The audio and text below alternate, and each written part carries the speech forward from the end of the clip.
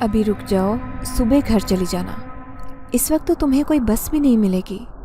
मेरी रूममेट मुझे 1 घंटे से समझा रही थी, लेकिन मेरा दिल यहाँ पर रुकने के लिए मान ही नहीं रहा था, क्योंकि 1 घंटा पहले ही मेरी वार्डन के साथ अच्छी खासी लड़ाई हो गई थी, जिसके बाद मेरा यहाँ पर ठहरने का बिल्कुल इरादा नहीं था।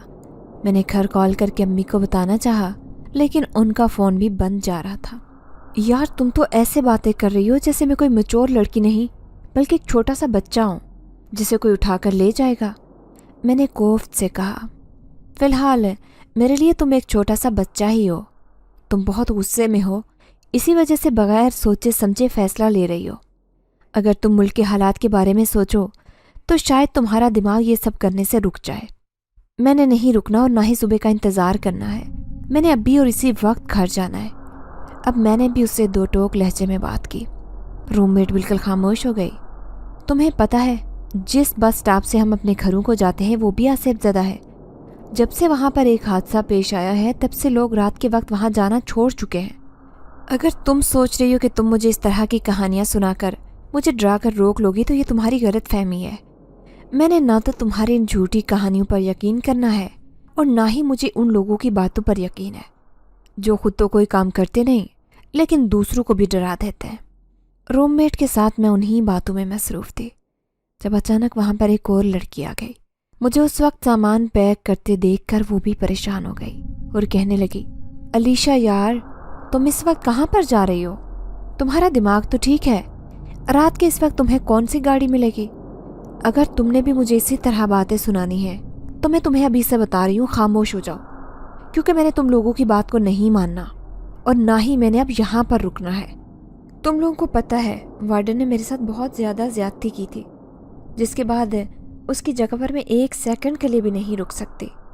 ये कहकर मैं जल्दी से सामान पैक करने लगी। थोड़ी देर के बाद ही सामान पैक करके मैंने अपना बैग उठाया। अपनी रूममेट से मिलकर मैं कमरे से बाहर निकलने लगी तो उसने मेरा हाथ पकड़ लिया और मुझे कहने लगी, सिर्फ आज रात के लिए रुक जाओ। न जाने क्यों मेरा दिल बहुत ज़्यादा घबरा रहा है। मुझे शिद्दत से कुछ गलत होने का एहसास हो रहा है। मुझे लग रहा है कि अगर तुम चली गई तो किसी बहुत बड़ी मुश्किल में फंस जाओगी। मैंने उसे तसल्ली दी और कहा कि तुम्हें घबराने की फ़िक्रमंद होने की कोई ज़रूरत नहीं। मैं किसी भी मुश्किल में नहीं फंसूंगी, और अगर फंस भी गई तो तुम अच्छी तरह जानती हो कि मेरा भाई पुलिस ऑफिसर है। मुझे पकड़ने या मुझे अगवा करने वालों को वो ज़मीन के अंदर से भी ढूंढ निकालेगा। मैंने उसे हंसते हुए जवाब दिया, तुम मेरी बात समझ नहीं पा रहे। मुझे गुंडों का या इंसानों का डर नहीं है, बल्कि मुझे उस आसेब का डर है जो स्टेशन पर रहता है। मैंने सुन रखा है कि वो कोई बहुत ही जालिम शे है जो एक बार किसी इंसान के साथ चिमट जाए तो फिर उसे कब्र तक लाकर ही छोड़ती है। मैं तुम्हें तकरीबन 2 साल पहले का वाक़या सुनाती हूँ। तब मैं भी यहाँ पर थी। हमारे हॉस्टल की ही एक लड़की थी, वो भी रात के वक्त सफ़र करने के बारे में सोच रही थी। मैंने जब उसे मना किया तो वह मेरा मजाक बनाने लगी और मुझे कहने लगी, तुम अपने पुराने ज़माने वाली बातों पर यकीन रखती हो, जबकि ज़माना बदल गया है। आजकल ऐसा कुछ नहीं है, साइंस ने बहुत तरक्की कर ली है। आज जो लोग ये बातें करते हैं उन्हें हम बेवकूफ़ समझते हैं। उसने न सिर्फ मेरा मजाक बनाया बल्कि मुझे ये भी कहा कि मैं तुम्हें अपने घर पहुँच कर दिखाऊंगी और देखना मेरे साथ ऐसा कुछ भी नहीं होगा जो तुम कह रही हो। मैंने खामोशी से उसे जाने के लिए कह दिया, लेकिन आज भी मैं पछता रही हूँ कि काश उस दिन मैं उसे रोक लेती तो बाद में उसके साथ ये सब कुछ ना होता। तुम मुझसे पूछना चाहोगी कि उसके साथ क्या हुआ। जैसे ही वो घर पहुंची उसकी तबीयत ख़राब होने लगी। उसके जिस्म से कांच निकलने लगे जबकि उसका पूरा जिस्म नीला पड़ गया। ये सब कुछ उसके साथ तकरीबन 1 हफ्ते तक होता रहा। उस स्टेशन की जालिम शे ने उसके जिस्म पर कब्जा कर लिया था और उसे नुकसान पहुंचाने लगी थी। घर वाले उसकी ये हालत देखकर बहुत परेशान थे।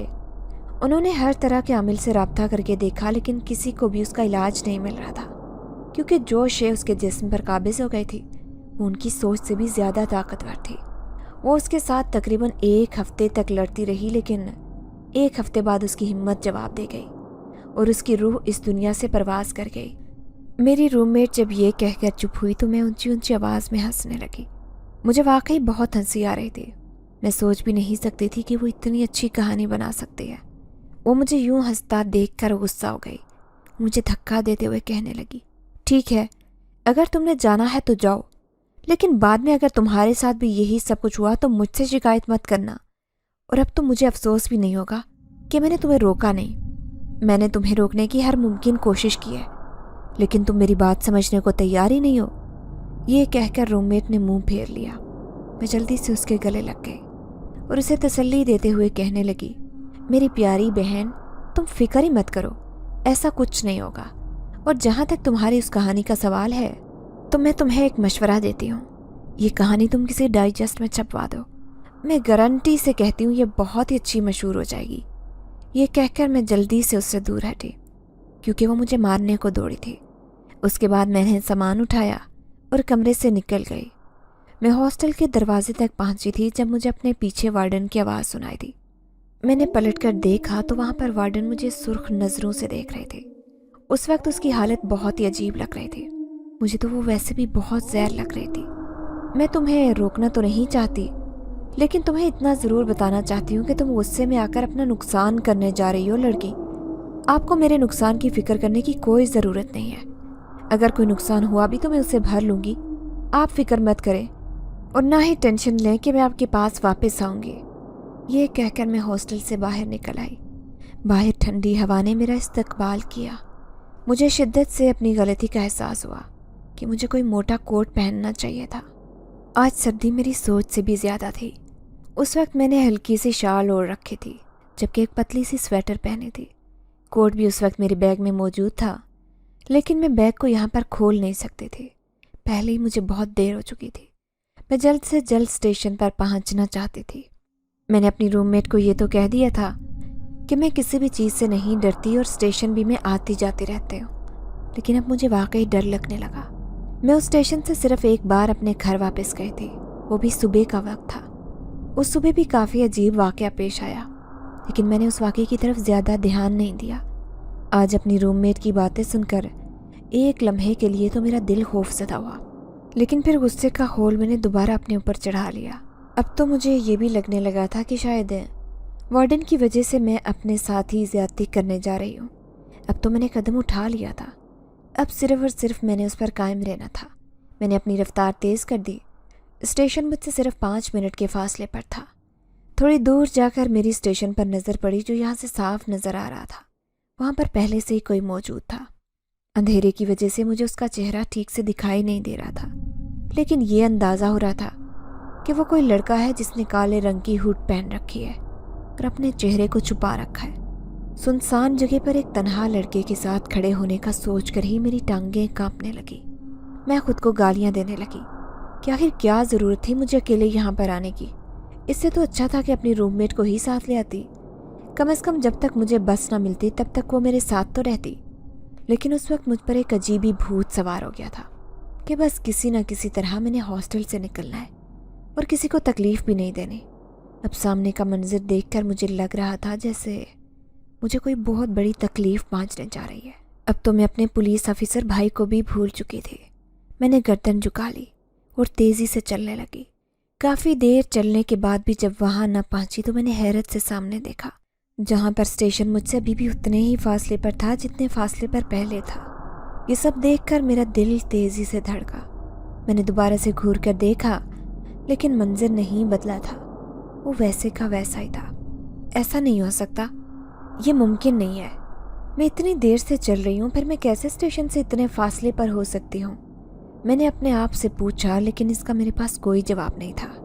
اب میں نے سامنے دیکھ کر چلنا شروع کیا، لیکن فی الحال یہ بات میں اگنور کر چکی تھی کہ تھوڑی دیر پہلے وہاں پر جو شخص تھا، اب وہ شخص وہاں سے غائب ہو چکا تھا۔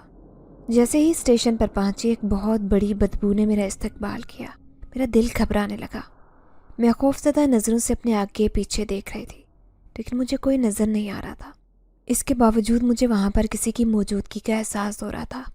مجھے اپنی روم میٹ کی باتیں شدت سے یاد آ رہی تھی اور شدت سے اپنی غلطی کا احساس ہو رہا تھا۔ مجھے وہاں پر کھڑے تھوڑی دیر ہی گزری تھی جب مجھے اپنے نام کی پکار سنائی دی۔ میں حیرانگی سے چاروں طرف دیکھنے لگی اور سوچنے لگی کہ آخر یہاں پر ایسا کون ہو سکتا ہے جسے میرا نام پتا ہو۔ اس کے ساتھ ہی میرا دل بھی تیزی سے دھڑک رہا تھا۔ اچانک ہی مجھے اپنے پیچھے کسی کی موجودگی کا احساس ہوا۔ میں نے پیچھے پلٹ کر دیکھا تو وہاں پر ایک لڑکا کھڑا تھا جس نے کالے رنگ کی ہوڈ پہنی تھی۔ یہی وہ لڑکا تھا جسے میں نے تھوڑی دیر پہلے دور سے دیکھا تھا، لیکن جب میں یہاں پہنچی تو تب یہ یہاں سے غائب ہو گیا تھا۔ اب دوبارہ سے وہ ایک دم وہاں پر آ گیا تھا۔ جیسے ہی اس نے اپنے ہوڈ کی ٹوپی پیچھے کی، میری نظر اس کے چہرے پر پڑی۔ وہ ایک بہت ہی خوبصورت لڑکا تھا۔ اس سے زیادہ خوبصورت لڑکا میں نے اپنی ساری زندگی میں نہیں دیکھا۔ مجھے دیکھ کر وہ پراسرار انداز میں مسکرانے لگا اور کہنے لگا، جب کوئی آپ کو کسی بات سے منع کرتا ہے تو ضد نہیں پکڑ لیتے، بلکہ اس کی بات مان لیتے ہیں۔ بعد میں انسان بہت سی مشکلات میں پھنس جاتا ہے، ایسی مشکلات جن سے نکلنا مشکل ہی نہیں ناممکن ہو جاتا ہے۔ وہ بغیر کوئی تمہید باندھے مجھے تھوڑی دیر پہلے کا قصہ سنا رہا تھا اور تھوڑی دیر پہلے کا حوالہ دے رہا تھا۔ میں حیران ہو گئی اور سوچنے لگی کہ اسے کیسے معلوم کہ کسی نے مجھے یہاں آنے سے منع کیا ہے۔ میں اس سے یہ بھی پوچھنا چاہتی تھی کہ تمہیں میرا نام کیسے معلوم، لیکن یہ بات میرے منہ سے نکل ہی نہیں رہی تھی۔ میں چاہ کر بھی یہ الفاظ ادا نہیں کر پا رہی تھی۔ میں شدید بے بس محسوس کر رہی تھی۔ تھوڑی دیر بعد وہ کہنے لگا، تم انسان بہت بے وقوف ہوتے ہو، اس سے بڑھ کر تم لوگ بہت بے بس ہوتے ہو۔ تم جان بوجھ کر خود کو مشکلات میں پھنسا لیتے ہو۔ بے بسی سے اب میری آنکھوں سے آنسو بہنے لگے کیونکہ میں کچھ بھی بول نہیں پا رہی تھی۔ اس کے بعد وہ میرے قریب کھڑا ہو گیا اور سامنے کی طرف دیکھنے لگا۔ مجھ میں اتنی ہمت نہیں تھی کہ میں اپنے جسم کو حرکت دے پاتی۔ اسے وہاں پر کھڑے ہوئے تھوڑی دیر گزری تھی جب میری نظر اچانک ایک بس پر پڑی جو دور سے آ رہی تھی۔ بس کو دیکھ کر میں نے شکر کا سانس لیا اور ارادہ کیا کہ جلدی سے اس بس پر سوار ہو جاؤں گی۔ جیسے ہی بس میرے قریب آ کر رکی تو اچانک ہی میرے جسم کو جھٹکا لگا۔ میرا وجود جلدی سے آزاد ہو گیا۔ میں بس کی طرف بڑھنے لگی جب مجھے دوبارہ اس کی آواز سنائی دی۔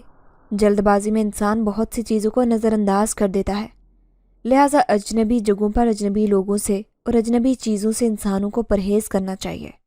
کسی پر یقین کرنا صرف اور صرف بے وقوفی ہے۔ مجھے لگ رہا تھا یہ کوئی پاگل نفسیاتی انسان ہے۔ اسی وجہ سے میں نے فیصلہ کیا کہ مزید اس کی کوئی بات نہیں سنوں گی۔ میں جلدی سے بس پر سوار ہو گئی۔ میں جو سوچ رہی تھی میری اس سے جان چھوٹ گئی، لیکن میں نہیں جانتی تھی کہ وہ میرے پیچھے ہی بس پر چڑھ جائے گا، میرے قریب ہی آ کر بیٹھے گا۔ اسے وہاں بیٹھے دیکھ کر میں ڈرائیور کو آواز دینے لگی کہ اسے یہاں سے اٹھاؤ، لیکن اس سے پہلے ہی وہ وہاں سے غائب ہو گیا۔ اپنی آنکھوں سے یہ منظر دیکھ کر مجھے لگا کہ میرے قدموں کے نیچے سے زمین نکل گئی ہے۔ میرا دل تیزی سے دھڑکنے لگا۔ میرا پورا جسم پسینے میں شرابور ہو چکا تھا۔ اس قدر شدید سردی میں بھی میرے کپڑے پسینے سے بھیگے ہوئے تھے، اور میرے خوف میں اضافہ تو اس وقت ہوا جب میں نے دیکھا کہ پوری بس میں میرے علاوہ اور کوئی لڑکی نہیں تھی، جبکہ ڈرائیور مسلسل شیشے میں مجھے دیکھ کے جا رہا تھا۔ اس کی آنکھیں بہت عجیب و غریب تھی اور اس کے چہرے پر ایک منحوسیت پھیلی تھی۔ میرا دل کیا کہ میں رونا شروع کر دوں۔ میں نے سوچا کہ اسے بولتی ہوں کہ مجھے یہیں پر اتار دے، لیکن اس وقت جس راستے پر چل رہی تھی میں اس راستے سے انجان تھی، بلکہ میں تو حیران ہو رہی تھی کہ آخر یہ کون سا راستہ ہے، میں یہاں پر پہلے کیوں نہیں آئی۔ پھر مجھے یوں لگا کہ شاید مجھے اغوا کیا جا رہا ہے۔ یہ خیال آتے ہی میں نے جلدی سے موبائل نکالا اور بھائی کو کال ملانے لگی، لیکن یہ دیکھ کر میں حیران رہ گئی کہ موبائل میں سروس ہی نہیں تھی، بلکہ میری سم ہی کام نہیں کر رہی تھی۔ ایسا پہلے کبھی بھی نہیں ہوا تھا۔ یہ پورا علاقہ بہت کمرشل تھا اور یہاں پر ایک لمحے کے لیے بھی سروس غائب نہیں ہوتی تھی۔ اگر کبھی غائب ہو جاتی تو لوگ واویلا مچا دیتے تھے۔ میں نے 10 منٹ تک سروس واپس آنے کا انتظار کیا، لیکن جب سروس واپس نہیں آئی تو میں نے خود ہی ڈرائیور سے بات کرنے کا فیصلہ کیا۔ میں تیزی سے اپنی سیٹ سے اٹھی اور ڈرائیور کے تھوڑے قریب جا کر کھڑی ہو گئی اور اس سے کہنے لگی کہ مہربانی کر کے اب بس یہیں پر روک دیں، مجھے بھائی آ کر لے جائیں گے۔ میری بات سن کر وہ پراسرار انداز میں مسکرایا اور کہنے لگا، یہاں پر تمہیں لینے کے لیے کوئی بھی نہیں آ سکتا۔ اس کی بات سن کر میرا دل تیزی سے دھڑکا۔ میں اسے پوچھنا چاہتی تھی کہ آپ ایسا کیوں کہہ رہے ہیں، لیکن میں پوچھ نہیں سکی۔ مجھے لگ رہا تھا کہ جتنی میں اس ڈرائیور سے الجھوں گی اتنا ہی میرے خوف میں اضافہ ہوتا چلا جائے گا، لہٰذا میں نے اس سے کہا کہ میرا دل واقعی بہت گھبرا رہا ہے، مجھے لگ رہا ہے میری طبیعت خراب ہو جائے گی، میں مزید سفر نہیں کر سکتی، آپ مہربانی کر کے بس روک دیں۔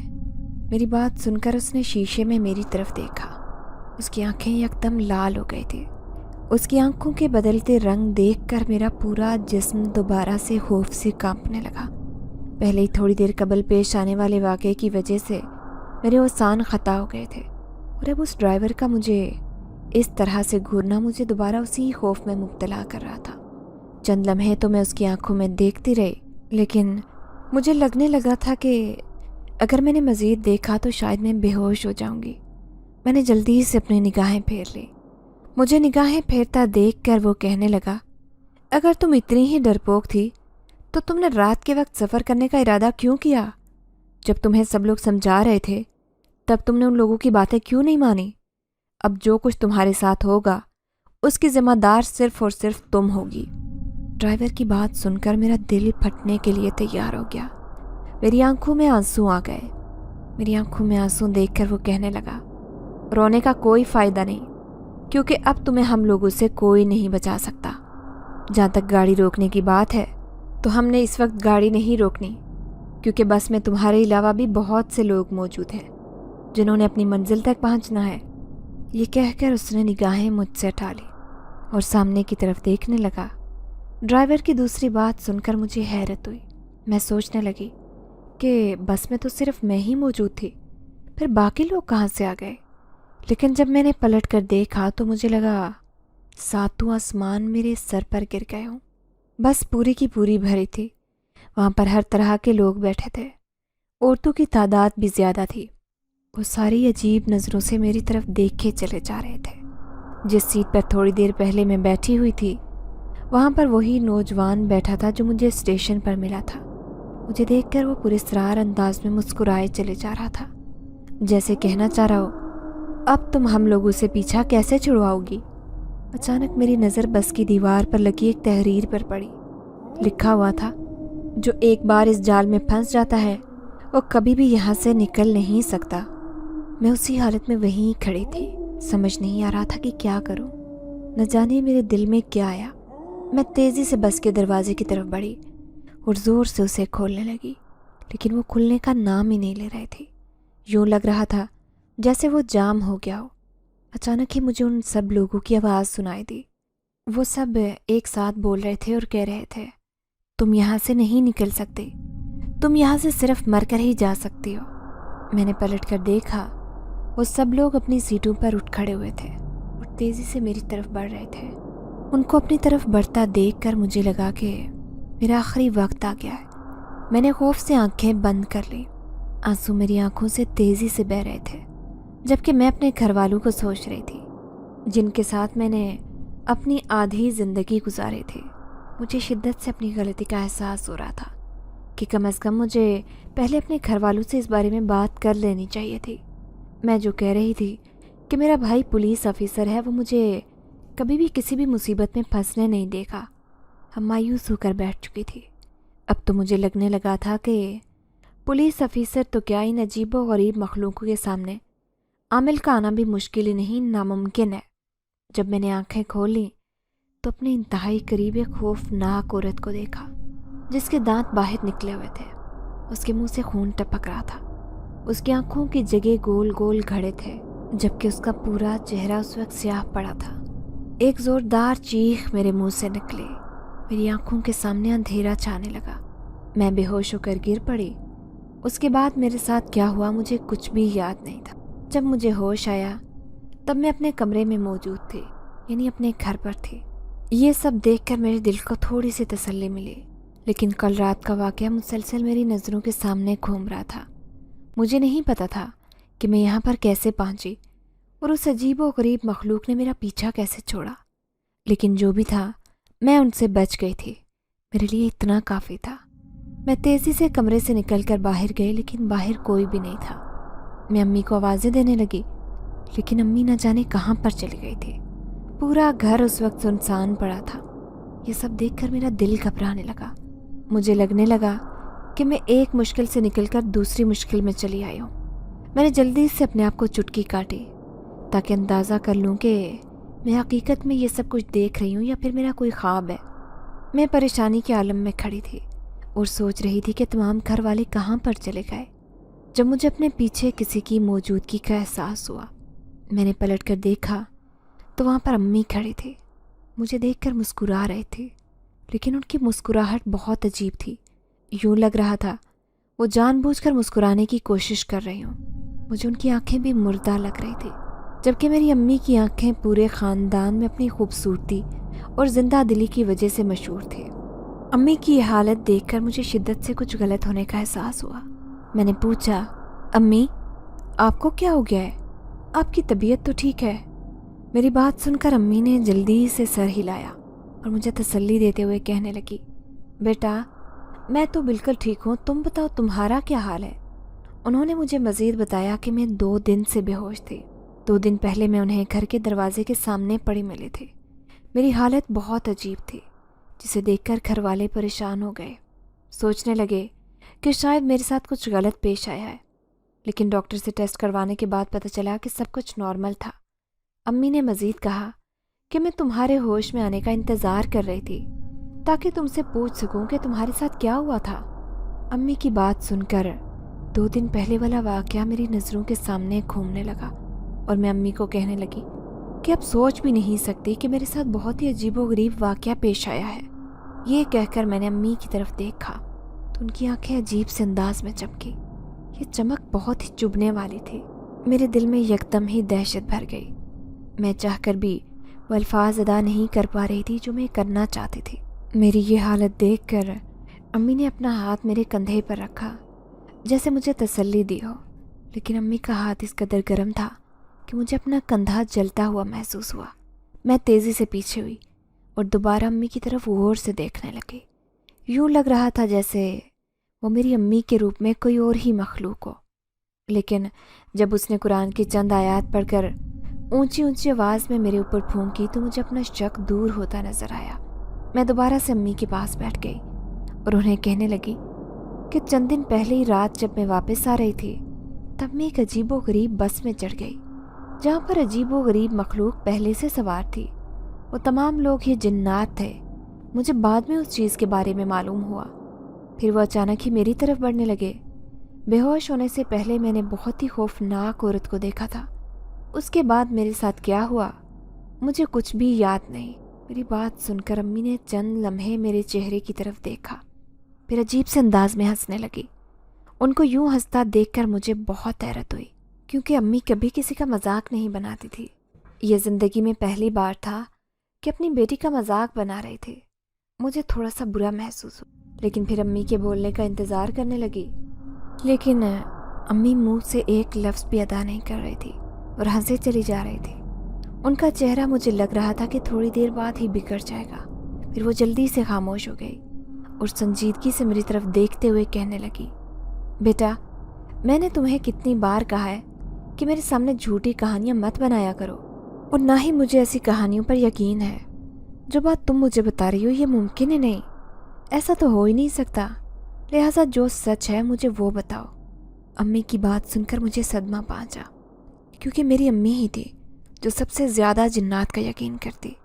وہ ہمیں ہمیشہ ہی ہدایت کرتی کہ چھت پر بال کھول کر مت جایا کرو، کیونکہ جنات عاشق ہو جاتے ہیں۔ اس کے علاوہ وہ مجھے سنسان جگہ پر ہنسنے سے بھی منع کرتے۔ رات کے وقت سفر کرنے پر بھی انہوں نے مجھے ٹوکا ہوا تھا، لیکن اس دن مجھ سے غلطی ہو گئی تھی، جس کا خمیازہ مجھے لگ رہا تھا کہ مجھے ساری زندگی بھگتنا پڑے گا۔ یہ کہہ کر وہ میرے قریب سے اٹھ کر چلی گئی۔ میں انہیں روکنا چاہ رہی تھی، لیکن میں چاہ کر بھی کچھ نہیں بول پا رہی تھی۔ ان کے جانے کے بعد میرے جسم کو ایک جھٹکا لگا، جیسے کسی نے میرا جسم آزاد کر دیا ہو۔ بالکل ایسا ہی میرے ساتھ تب ہوا تھا جب میرے ساتھ وہ اجنبی لڑکا آ کر کھڑا ہوا تھا۔ اس کے جانے کے فوراً بعد ہی میرا جسم آزاد ہو گیا تھا۔ میں نے دوبارہ اپنی امی کی پشت کی طرف دیکھا۔ مجھے واقعی وہ اپنی ماں نہیں لگ رہی تھی، بلکہ کوئی اور ہی مخلوق لگ رہی تھی۔ مجھے اس پر شک ہونے لگا، کیونکہ وہ کوئی بھی ایسی بات نہیں کر رہی تھی جو میری امی مجھ سے کرتی تھی، اور اس کا برتاؤ بھی میری امی سے مختلف تھا۔ صرف اس کی شکل ہی تھی جو میری امی سے ملتے تھے، یا پھر اس کی آواز ہی تھی جو میری امی کے ہونے کا پتہ دیتی تھی۔ مجھے وہاں پر بیٹھے تھوڑی دیر ہی گزری تھی جب مجھے اچانک اپنے چہرے پر کسی کی نظروں کی تپش کا احساس ہونے لگا۔ میں نے پلٹ کر دیکھا، وہاں پر میرا بھائی کھڑا تھا۔ وہ بھی عجیب و غریب نظروں سے مجھے دیکھ کے جا رہا تھا۔ جس انداز میں وہ چل رہا تھا، یوں لگ رہا تھا جیسے وہ کوئی روبوٹ ہو۔ جبکہ میرا بھائی ایسا نہیں تھا. وہ بہت ہی ہنسمکھ تھا. ایک لمحے کے لیے بھی وہ ایک جگہ پر ٹک کر نہیں بیٹھ سکتا تھا. اسے اچھلنے کودنے کی بہت عادت تھی. ابھی اس کو اس حالت میں دیکھ کر مجھے اپنا شک یقین میں بدلتا محسوس ہونے لگا. میں وہاں سے نکلنے ہی لگی جب اس نے مجھے روک لیا. اس کی آواز بہت ہی عجیب و غریب تھی. میں رک گئی اور خوفزدہ نظروں سے اس کی طرف دیکھنے لگی. جیسے جیسے وہ میرے قریب بڑھتا جا رہا تھا ویسے ویسے مجھے اپنے جسم پر آگ کی تپش کا احساس ہوتا چلا جا رہا تھا. وہ میرے قریب آ کر رکا تو میرا چہرہ گرمی سے جھلسنے لگا. مجھے شدید تکلیف کا احساس ہو رہا تھا.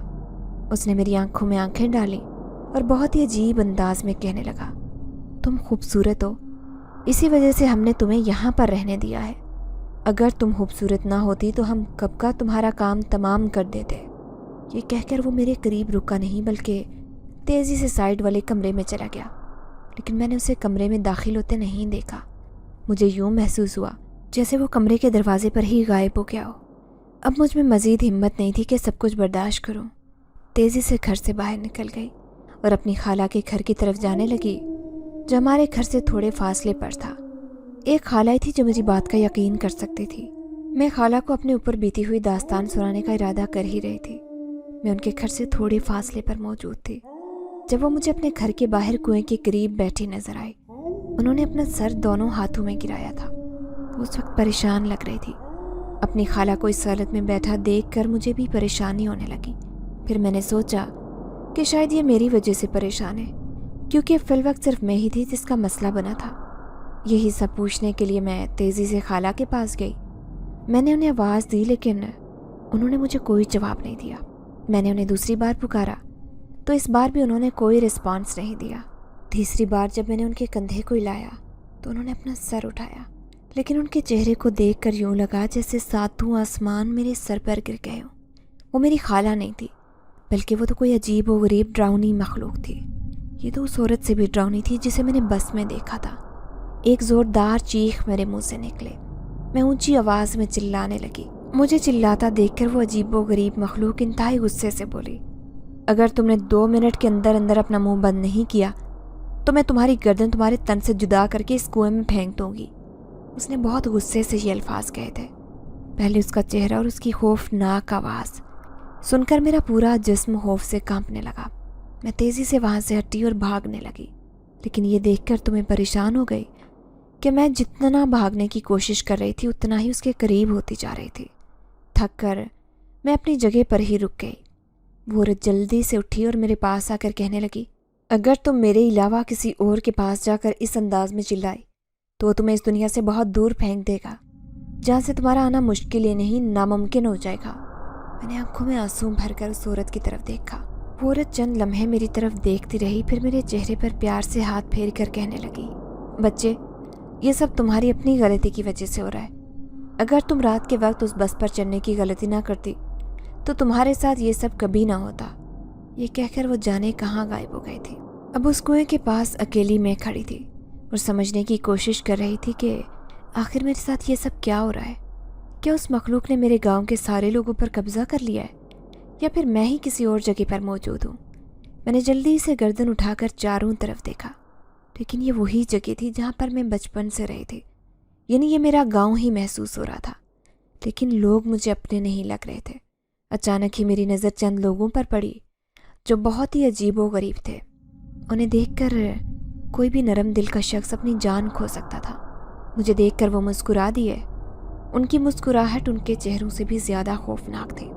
میں نے جلدی سے نظریں پھیر لی اور اپنی آنکھیں بند کر لی.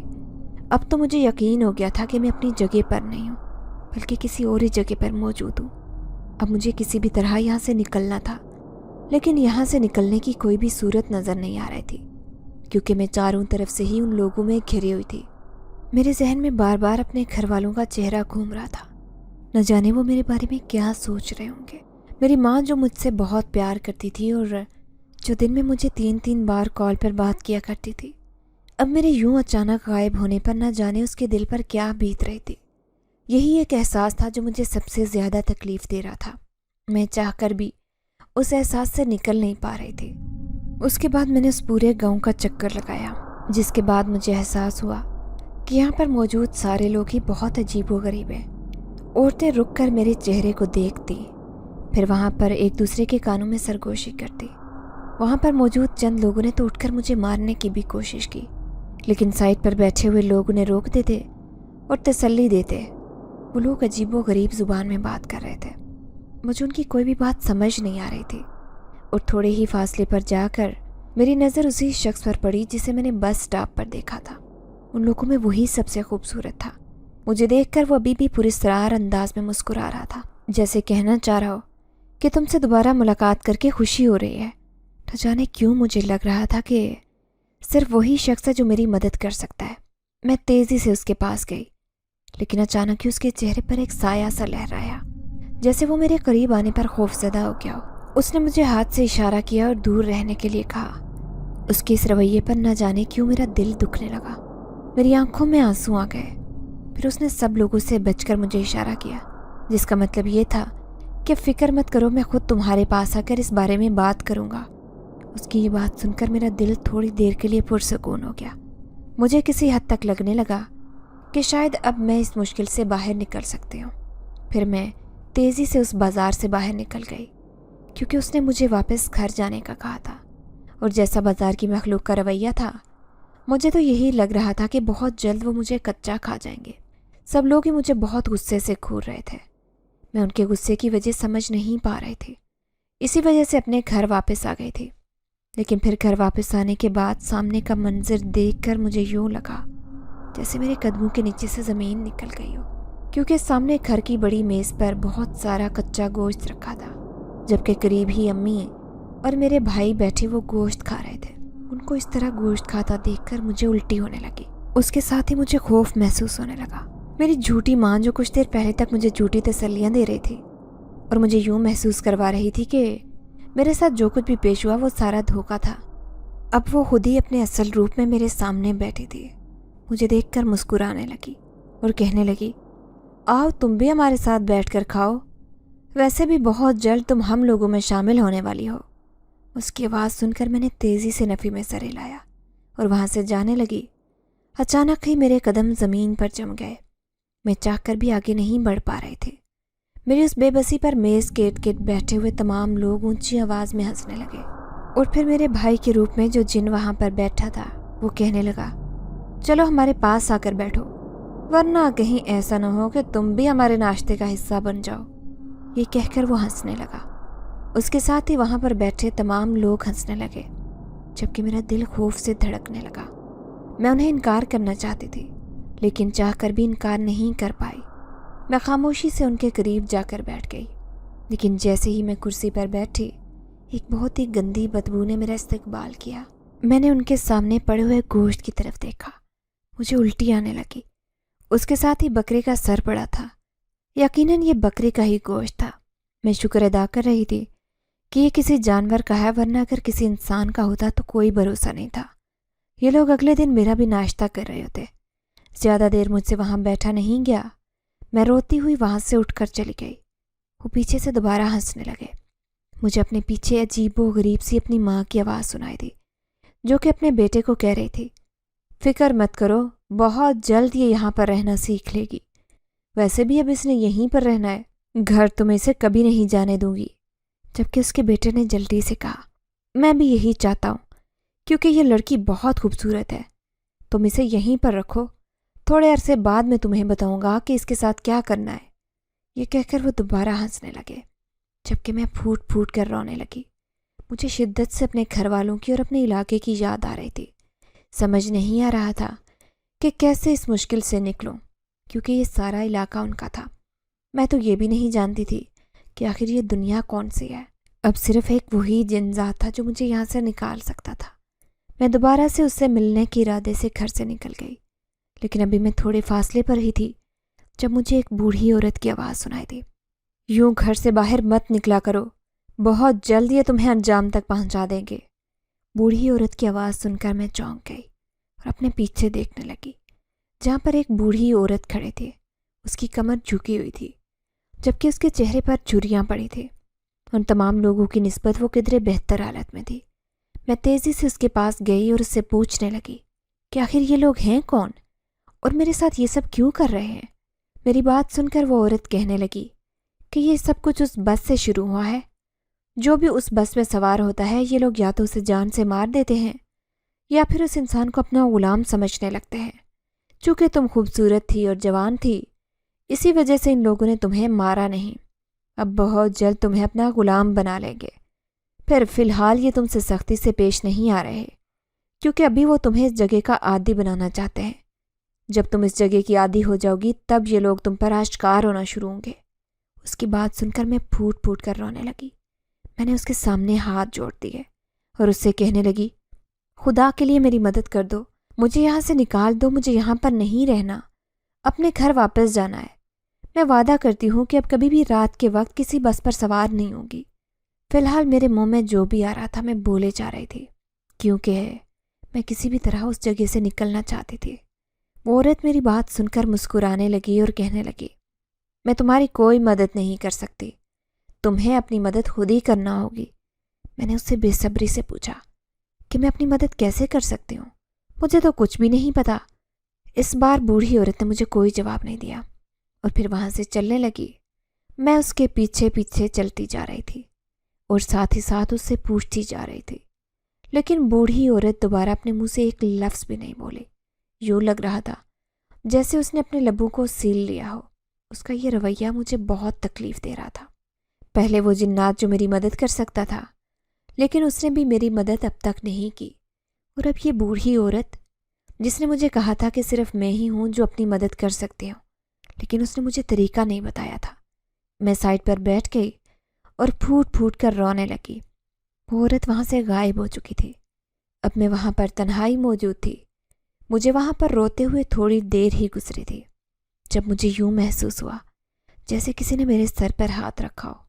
میں نے سر اٹھا کر دیکھا تو وہاں پر ایک جن ذات کھڑا تھا۔ یہ وہی جن ذات تھا جسے میں نے بس پر دیکھا تھا۔ مجھے دیکھ کر وہ مسکرانے لگا اور کہنے لگا، تمہیں میں نے سمجھایا تھا کہ جلد بازی سے کام مت لو اور اجنبی چیزوں پر، اجنبی لوگوں پر بھروسہ مت کرو، لیکن تم نے میری بات نہیں مانی۔ میں نے اس سے کہا کہ غلطی ہو گئی ہے، میں وعدہ کرتی ہوں دوبارہ ایسا کبھی نہیں کروں گی۔ خدا کے لیے میری مدد کرو، مجھے یہاں سے نکالو۔ اس سے پہلے مجھے یہ بتاؤ کہ آخر یہ لوگ کون ہیں اور میرے ساتھ ایسا کیوں کر رہے ہیں؟ جن ذات نے ایک گہری سانس لی اور کہنے لگا کہ ہم سب جنات کے قبیلے سے تعلق رکھتے ہیں، لیکن اس قبیلے میں مختلف قسم کے لوگ رہتے ہیں۔ کچھ نیک جنات ہیں جبکہ کچھ جنات ظالم ہیں۔ تمہارا پالا جن جنات سے پڑا ہے وہ بہت ظالم ہے۔ تم ان کی بس میں سوار ہو گئی تھی اور یہ ایسے جنات ہیں جن کے ساتھ ہماری بھی نہیں بنتی۔ فی الحال تم جس جگہ پر کھڑی ہو اس جگہ پر ان کا جادو کام نہیں کرتا، بلکہ اس جگہ پر کسی بھی جن کا جادو کام نہیں کرتا۔ اسی وجہ سے انہیں تمہاری موجودگی کے بارے میں پتہ نہیں چل سکتا اور نہ ہی انہیں یہ پتہ چل سکتا ہے کہ میں تم سے کون سی بات کر رہا ہوں۔ انہوں نے تمہیں مارنا تھا لیکن انہوں نے تمہیں نہیں مارا بلکہ تمہیں اپنا غلام بنانے کا فیصلہ کیا ہے۔ میں پھوٹ پھوٹ کر رونے لگی اور کہنے لگی کہ میں نے کسی کا بھی غلام نہیں بننا، مجھے یہاں سے جانا ہے۔ میری بات سن کر وہ مسکرانے لگا اور کہنے لگا، تمہارے ساتھ جتنا سب کچھ ہو چکا ہے اس سے مجھے اندازہ ہے کہ تمہیں اپنی غلطی کا احساس ہو گیا ہوگا۔ میں تمہاری مدد کرنے کے لیے تیار ہوں، میں تمہیں یہاں سے اپنی دنیا میں بھیج دوں گا، لیکن اس کے لیے مجھے قربانی دینی ہوگی۔ میں نے اس سے پوچھا، کس قسم کی قربانی؟ تو میری بات سن کر وہ مسکرانے لگا اور کہنے لگا کہ اس کے بدلے میں مجھے انہیں اپنی جان دینی ہوگی، کیونکہ میں ان سے بغاوت کروں گا اور ہمارے قبیلے میں بغاوت کی سزا صرف اور صرف موت ہے۔ اس کی بات سن کر میرا دل تیزی سے دھڑکا۔ میں اپنی وجہ سے کسی کی جان نہیں لے سکتی تھی۔ اس کے ساتھ ساتھ مجھے یہ بھی حیرت ہو رہی تھی کہ آخر وہ میری وجہ سے اپنی جان کیوں دے گا۔ تھوڑی دیر بعد مجھ پر یہ راز بھی آشکار ہو گیا۔ اس نے مجھے بتایا کہ جب اس نے مجھے پہلی بار دیکھا تھا تو اسے مجھ سے محبت ہو گئی تھی۔ یہی وجہ تھی کہ اس نے مجھے بس پر سوار ہونے سے روکا تھا۔ اگر میں بس پر سوار نہ ہوتی تو شاید میں اپنی دنیا میں اس کے ساتھ پرسکون زندگی گزار رہی ہوتی، لیکن میں نے اپنی ضد کی وجہ سے نہ صرف اپنی بلکہ اس کی زندگی کو بھی خطرے میں ڈال دیا تھا۔ اس کے بعد اس نے مجھے کہا کہ آنکھیں بند کرو اور میرا ہاتھ پکڑ لینا۔ تھوڑی ہی دیر کے بعد میں اپنے گھر کے دروازے کے پاس کھڑی تھی۔ اور وہ بھی میرے سامنے ہی موجود تھا۔ اس نے مجھے کہا کہ تمہیں فکر کرنے کی کوئی ضرورت نہیں ہے، کوئی بھی تم سے کسی بھی قسم کا سوال نہیں کرے گا، میں تم سے آخری بار ملنے آیا ہوں، اس کے بعد مجھے نہیں پتا کہ میں زندہ بچوں گا یا نہیں، لیکن میں تمہیں بتا دیتا ہوں کہ میں نے تم سے سچی محبت کی تھی اور اس محبت کا حق بھی ادا کر دیا میں نے۔ یہ کہہ کر وہ وہاں سے غائب ہو گیا، جبکہ میں بھی بے ہوش ہو کر زمین پر گر پڑی۔ جب مجھے دوبارہ ہوش آیا تب میں اپنے گھر میں موجود تھی۔ چند دن تو مجھے اپنے گھر والوں پر یقین نہیں آ رہا تھا، مجھے لگ رہا تھا کہ یہ وہی جنات ہیں۔ امی کو اندازہ ہو چکا تھا کہ میں ڈر گئی ہوں۔ انہوں نے ایک عامل سے بات کی، اس عامل نے 1 ہفتے تک میرا علاج کیا، جس سے میں دوبارہ بہتر ہونے لگی۔ مجھے یاد ہے جب میں ہوش میں آئی تھی تو تب امی نے مجھے بتایا تھا کہ میں 1 ہفتے سے کومے میں موجود ہوں۔ یہی وجہ ہے کہ میں آج تک اندازہ نہیں لگا پائی کہ جو میرے ساتھ جو کچھ بھی ہوا وہ حقیقت تھی یا پھر واقعی کوئی خواب تھا۔